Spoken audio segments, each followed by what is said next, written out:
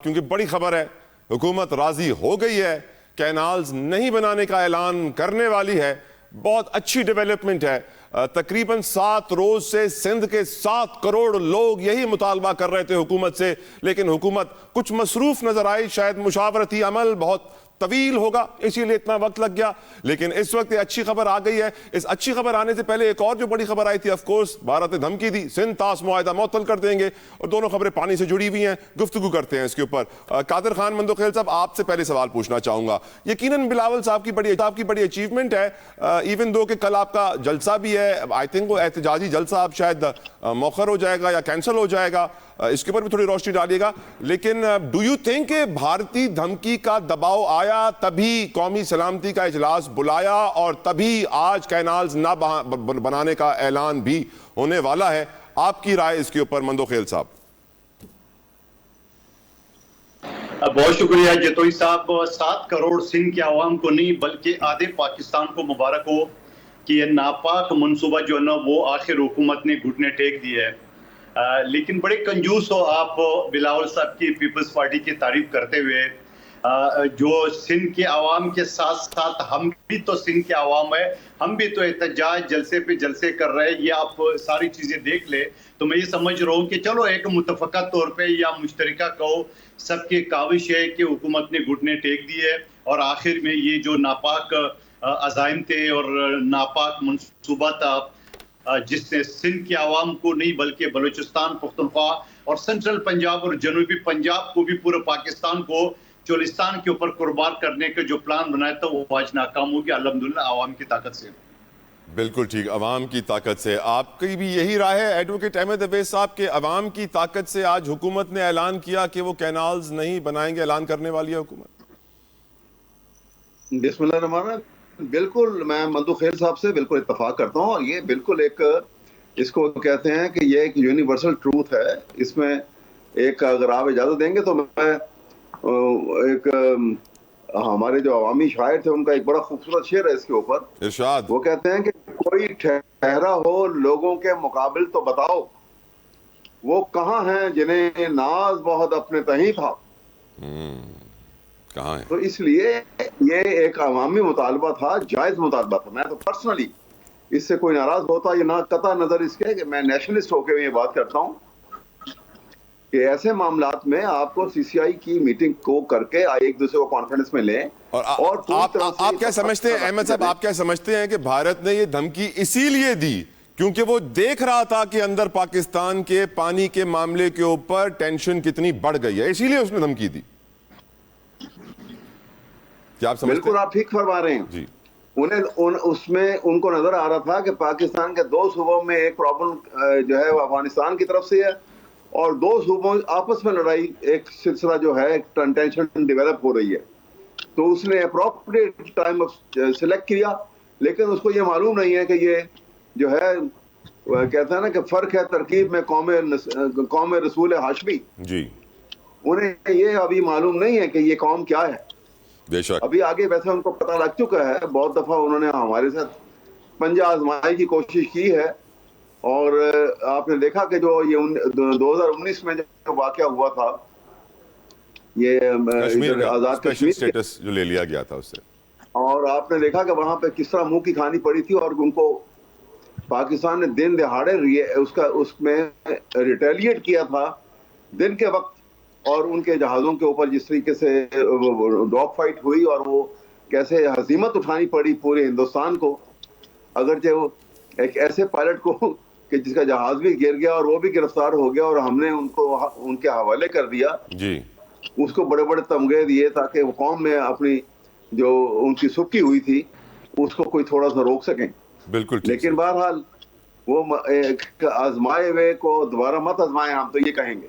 बिल्कुल ठीक सर। अब क्या हुआ है लेटेस्ट अपडेट में आज डिस्कस करना चाहता हूं अपने व्यूअर्स के लिए भी, अपने मेहमानों से, वो यही है कि जो कानून आज से 18-19 दिन पहले नाफिजुल अमल हुआ था, वक्फ अमेंडमेंट एक्ट 2024 इंडिया में, उसके बाद सर कोई 8,72,852 प्रॉपर्टीज हैं, इमलाक हैं इस बोर्ड, वक्फ बोर्ड के अंदर, जो मुसलमानों के की मस्जिदें हैं, जो उनके मदरसे हैं, जो उनके कब्रिस्तान हैं और दीगर मज़ारात वगैरह वगैरह हैं।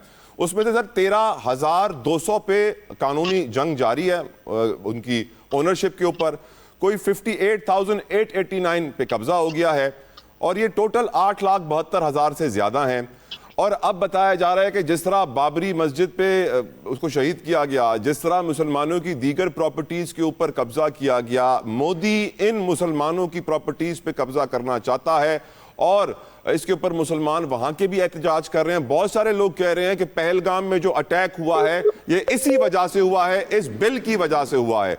आपकी नजर में ब्रिगेडियर हारिस नवाज साहब, इस बिल के हवाले से हमें किस तरह आगाही आवाज उठानी है इंटरनेशनल प्लेटफॉर्म्स के ऊपर ताकि हम हिंदू फोबिया को दुनिया के सामने आश्कार कर सकें? देखें, ये एक बहुत ड्रैकोनियन लॉ लेकर आ रहे हैं। आप मुझे बताइए, जितने वहाँ के महाराजा, नवाब, ये सैफुद्दीन, नवाब पटौदी, जितने भी उनकी, वो सब परेशान हैं। और ये मुझे समझ नहीं आता किस किस्म का ये कोई टेररिस्ट प्राइम मिनिस्टर बन गया है। और इसके लिए जो 3-4 का जो टोला है, मैंने वो हमेशा मैं कहता हूँ, वो सारे अमित शाह, राजनाथ सिंह और अजीत डोभाल ये अखंड भारत को लेके चल रहे हैं। इनको और कोई नजर नहीं, सेकुलर का इन्होंने मसक कर दिया, चेहरा रख के उठा के रख दिया और उसके बाद इनको किसी की परवाह नहीं है। बात यह है कि यहाँ के वहाँ के मुसलमानों को भी उठना चाहिए, लेकिन कोर्ट स्टोरेज टोटल जो इनके कंट्रोल में है। पाकिस्तान को बिल्कुल आवाज़ बुलंद करनी चाहिए, पाकिस्तान को प्रोएक्टिव होना चाहिए। पाकिस्तान को, हमारी प्रॉब्लम मुल्क में ये है कि हम एक इवेंट होता है, हम कुछ अर्से के बाद उसको भूल जाते हैं। That should never happen. आप उसको फॉलोअप करें टिल इट इज़ कंक्लूडेड। ये हमें बिल्कुल, इस पर हमें बड़ी सख्ती से अमल करने की ज़रूरत है। और ये बल्कि यहाँ पर आप, बल्कि इमाम से मुसलमानों को चाहिए कि जाके कोर्ट में जाएं, जाके लड़ें इसका केस और उसके बाद इसको किसी तरीके से रोकें, क्योंकि वहाँ तो अभी टोटल लॉलेस है। जो हिंदू ये आरएस से गुंडे कर रहे हैं वो सब कुछ मर्जी कर रहे हैं। आपके सामने ये जो जहाँ ये इंसिडेंट जो हुआ कश्मीर के अंदर, आप इसको देख लें कि ना आप 400 किलोमीटर के फासले पर वो जाके जगह है, कैसे यहाँ से लोग गए। और बॉर्डर फेंसिंग, आपको पता है कि फेंसिंग ऐसी है कि रात को जब जनरेटर ये लाइट जलती हैं तो आप 100 मीटर से एक कॉइन भी गिरा हो तो आप उसको पिक कर सकते हैं। यहाँ तक कुछ जा सकता है। तो ये प्रोपेगेंडा मेरे ख्याल में दुनिया ने अब सिर्फ क्योंकि तजारती बड़ा मुल्क है और स्ट्रेटेजिक इंटरेस्ट हैं, इससे खामोश रहते हैं। अदरवाइज देनो, आपको नहीं पता कि सैटेलाइट के थ्रू रशिया को, चाइना को और अमेरिका को, यूरोपियन को नहीं पता कि ये किसने मारा, कौन मार रहा था, उसका सब एक एक चीज़ उनके इंफॉर्मेशन होती है। तो ये किसी को पागल नहीं बना सकते हैं। इसलिए ये जिस तरीके से चल रहे हैं, कम से कम कहीं तो कोर्ट, बल्कि they should go to international court. मुसलमान खड़े हो जाए, केस लेके जाएं, बाहर जाके बात करें। इसके ऊपर तो बड़ी सख्ती होनी चाहिए। और किसी में करें, डेमोग्राफी वहाँ की चेंज कर रहे हैं, वहाँ पर उनकी इमलाक को पक्का कर दिए, उनके सारे बागात खत्म कर दिए और रेस टू ग्राउंड कर दिए। बिल्कुल ऐसा ही है, बिल्कुल ऐसा ही है। बताया जा रहा था उनका एक त्यौहार आ रहा था जिसकी वजह से बहुत सारे हिंदू जमा होते हैं, तो बहुत सारी मुसलमानों की इमारतों को मुनहदम कर दिया, फिल्म कर दिया, फ्लैट कर दिया ताकि उनके त्यौहार के लिए जगह बन सके। मंदोखेल साहब, जो कानून साजी इंडिया में हो रही है, हिंदू फोबिया परवान चढ़ रहा है। मुसलमानों की 8,72,852 वक्फ इमलाक खतरे में है। अब सैडली हमारे मीडिया ने ये बात 19-18 दिन पहले नहीं चलाना शुरू की, चलानी चाहिए थी। आज जब ये कश्मीर में दहशतगर्दी होती है और मालूम पड़ता है कि ये इससे कनेक्टेड है, मुसलमानों के जज्बात इंतहाई मजरूह हैं, तो आज हम इस पे बात कर रहे हैं। आपकी राय सर, हिंदू फोबिया पे, इस वक्फ एक्ट पे और मस्जिदों पे कब्जा करने के प्लान पे? सर देखिए, प्लान तो उनका आज कोई मिसाइल का उन्होंने तजर्बा किया इसराइल के साथ मिलके। जो इसराइल ने गजा का मुसलमानों को जो हाल किया है, तो यही अज़ाम जो है ना वो हिंदू रियासत मोदी का भी यही है कि वो किसी तरह से जो है ना वो मुसलमानों को मकबूजा कश्मीर और उसके बाद आज़ाद कश्मीर को इस तरह काबू में ला के कब्जा करने की जो ख्वाब है वो देख रहे हैं। तो ये जो कसाब है, गुजरात है, इनको ये चीज़ याद रखना चाहिए। बल्कि मैं कहता हूँ, आपने 7 लाख फौज से 12 लाख फौज आपने रखी है, 7 लाख आपने मकबूजा कश्मीर में फौज रखी है। ये तो आपकी नाइली, आपकी निकम्मापन, आपकी सारी कमजोरी तो आज पता चल गया कि आप एक जो टूरिस्ट है उनको भी आप महफूज नहीं बना सकते हो। जबकि वहाँ के जो लोगों के मुख्तलिफ मीडिया में जो इंटरव्यू आते हैं वो ये कहते हैं कि एक 10-10 कदम पे चेक पोस्ट है, तो ये कहाँ से आ गया? तो ये तो मुंह बोलता सबूत है कि इनकी फौज का हालत ये है, लेकिन मोदी को ये पता नहीं है कि 13 लाख फौज आपकी है, लेकिन ये नहीं पता कि पाकिस्तान की तो 25 करोड़ फौज है। तो आप जरा पंजाब आजमाई करके देख रहे तो ये 25 करोड़ फौज आपके सामने कैसे खड़ी होगी? आपको माजी याद नहीं है। और फिर मैं ये भी सवाल करता हूं कि अगर आपका एक वाकया होता है और आप पाकिस्तान पे इल्जाम लगाते हो, तो ये पाकिस्तान में जो आपका कुलभूषण यादव पकड़ा गया रंगे हाथों में, हमारे पास तो सबूत है कि आप हमारे मुल्क में दहशतगर्दी कर रहे हो। आपके पास क्या सबूत है कि आप हमने दहशतगर्दी की है?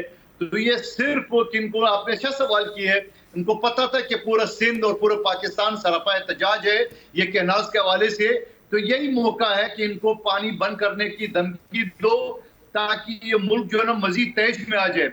मगर उनको ये नहीं पता कि हमारी भी एक सोच है, हमारी भी है, जब अगर हिंदुस्तान की बात आती है या दुश्मन मुल्क की बात आती है तो हम सारे मसाइल एक तरफ रख के और एक दीवार बन के आपके सामने 25 के 25 करोड़ खड़े होंगे।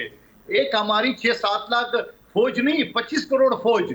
और आपने माजी में भी आजमा ली है कि किस तरह हमारे अवाम किस तरह फौज के शाना बशाना उन्हें आपको मुकाबला की है। आप 1.5 अरब से ज्यादा आबादी वाले मुल्क और हम 25 करोड़। तो आइए पंजा आजमा लिए कि आपकी दिलों में कितना तीर है। सवाल ये कि हमारी जो खारजा पॉलिसी है उस पर हमें थोड़ा फोकस करना चाहिए। ये क्या बात है कि इंडिया के रंगे हाथों हाजिर ड्यूटी जो ना कमांडर पकड़े जाते हैं और हम आलमी मीडिया को उस पर कायल नहीं कर सकते।